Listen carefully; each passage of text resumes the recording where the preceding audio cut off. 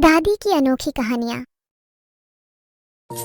एक लंबे समय पहले एक गांव में विनोद और सावित्री नामक पति पत्नी रहते थे। उनके साकेत और प्रणवी नामक 2 बच्चे भी थे। विनोद एक छोटा नौकरी करता था। विनोद को पता था कि उसकी पत्नी बहुत बुद्धिमान और तेज है, इसीलिए उसे हर काम में बहुत प्रोत्साहित करता था। हर वक्त सिर्फ घर के काम करते हुए समय बिताने के बदले सारे काम जल्दी खत्म करके मैं रोज नए प्रकार के व्यंजन बनाने की कोशिश करूंगी। हाँ, तभी मैं एक ना एक दिन खुद का एक नाम कमा पाऊंगी। ऐसे हर रोज अखबार में, टीवी में अलग प्रकार के व्यंजनों को देख घर पे बनाने की कोशिश करती थी। एक दिन अखबार में मटका मटन बिरयानी का विधि पढ़ के उसके घर में सारे काम खत्म करके एक मटके को लेके उसे साफ करके मटन बिरयानी के लिए जरूरी सामग्री तैयार रख के मटन बिरयानी बनाती है। घर में मौजूद परिवार वालों को मटके में बिरयानी परोस के उसे स्वाद करने कहती है, ताकि वो ये जान सके कि उसका स्वाद कैसे है। उसके पति और बच्चे मटन बिरयानी का नाम सुनते ही उत्साहित होके खाना शुरू करते हैं। अखबार में जैसे दिया गया था वैसे ही बनाने पर मटन बिरयानी बहुत तीखा बनता है।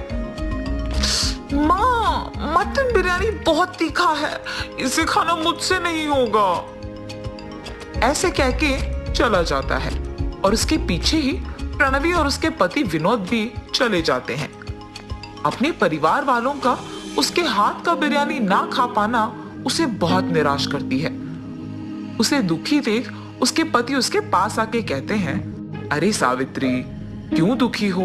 पहली ही बार में अगर इतना अच्छा आया तो अगली बार सोचो और कितना अच्छा आएगा। तुम निराश मत हो, एक और बार कोशिश करो, ऐसे उसके पति का कहना मानती है। मेरे दुखी होने की कोई जरूरत नहीं है, मुझे मटन बिरयानी वैसे भी अच्छे से बनाना आता है और इसीलिए मटके में भी अच्छा ही बनाऊंगी। कुछ दिन बाद सावित्री वापस मटके में मटन बिरयानी बनाती है। आज का मटन बिरयानी मैंने अखबार में दिए हुए विधि के प्रकार नहीं, बल्कि सभी सामग्री को सही मात्रा में डालकर बनाया है। ऐसे सोच के सभी को बुला के मटका मटन बिरयानी परोसती है। माँ, इस बार मटन बिरयानी बहुत ही स्वादिष्ट है। हाँ माँ, बहुत ही स्वादिष्ट। सही में बहुत ही स्वादिष्ट है सावित्री, तुम्हारे हाथों में तो जादू है, तुम्हें तो एक होटल लगाना चाहिए। उसके पति के बातें सुनकर उन्हीं के बारे में सोचती रहती है। मेरे पति के बातों के अनुसार ही अगर मैं एक होटल शुरू करूं तो घर के सारे काम करने के बाद वैसे भी मैं दिन भर खाली ही रहती हूँ। ये फैसला करके अपने पति के पास जाती है। सुनिए, आपकी बातों के बारे में मैंने बहुत सोचा है। मैंने फैसला किया है कि मैं एक होटल शुरू करूंगी। आजकल का कोई भी होटल वैसे भी मटके का बिरयानी नहीं बेच रहे हैं, इसीलिए मैं मटका बिरयानी बना के बेचना शुरू करूंगी। सावित्री, तुम सही बात कर रही हो। मुझे भी ऐसा कभी नहीं लगा कि मटके का बिरयानी भी इतना स्वादिष्ट हो सकता है। इतना ही नहीं, तुम्हारे जितना अच्छा तो और कोई नहीं बना सकेगा। ऐसे वो एक होटल शुरू करने के लिए सभी तैयार करती है। एक होटल शुरू करती है। उस होटल को मटका मटन बिरयानी का बोर्ड लगा के बिरयानी बेचना शुरू करती है। जब वो मटका मटन बिरयानी बनाती है तो वो सुगंध उस तरफ से जाते हुए सबको आकर्षित करता है और मुड़ के देखने पर उन्हें वो बोर्ड दिखाई देती है, मटका में बना हुआ बिरयानी। मैंने तो ये कभी नहीं सुना। मटके में तो पानी भरते हैं ना, बिरयानी भी बनाते हैं क्या? पता नहीं यार, लेकिन सुगंध तो इतना अच्छा आ रहा है कि अभी खाने का मन कर रहा है। ऐसे कह के उस होटल को जाते हैं।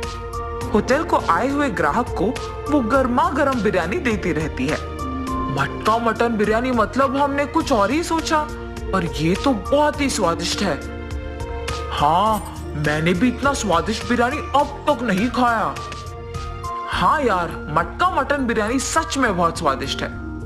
होटल को आए हुए सारे ग्राहक उसका अभिनंदन करते हैं। ऐसे सावित्री का शुरू किया मटका मटन बिरयानी होटल बहुत आगे बढ़ता है। उस गांव के जमींदार भी मटका मटन बिरयानी के बारे में सुनकर उनके घर में दावत के लिए वहीं से बिरयानी मंगवाते हैं। जमींदार की आज्ञा के प्रकार ही मटका मटन बिरयानी तैयार करके जमींदार के सेवक को देकर भिजवाती है।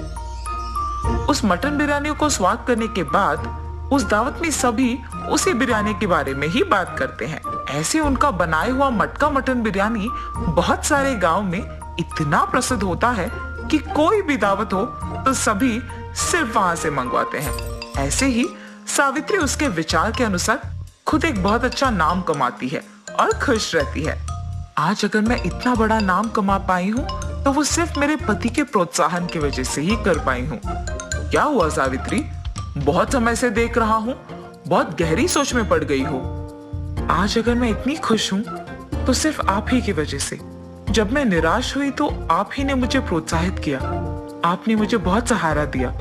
आज उसी की वजह से मैं इतना नाम कमा पाई हूँ।